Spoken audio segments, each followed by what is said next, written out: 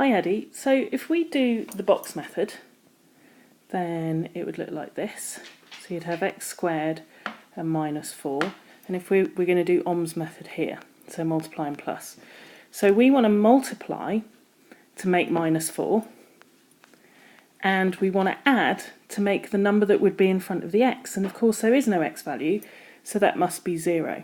Okay? So if we were doing the box method, you'd have x there and x there, two numbers that multiply to make minus 4. Well, I could do 1 and 4, and that's never going to get me 0, so I'm going to try 2 and 2. So that's 2x, and that's 2x, and one of them has to be negative in order to make minus 4, and these two, 2x minus 2x, add up to make 0.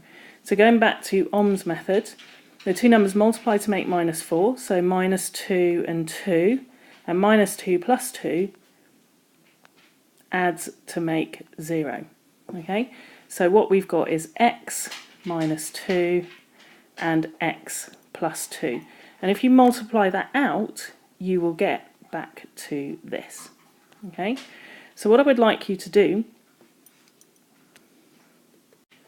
is I would like you to try this, x squared minus 9, try that one, and try another one, x squared minus 16, and post me the answers on Google Classroom. You can either type them in, or you can send me a photo of, if you take a photo of your work, you can send me that.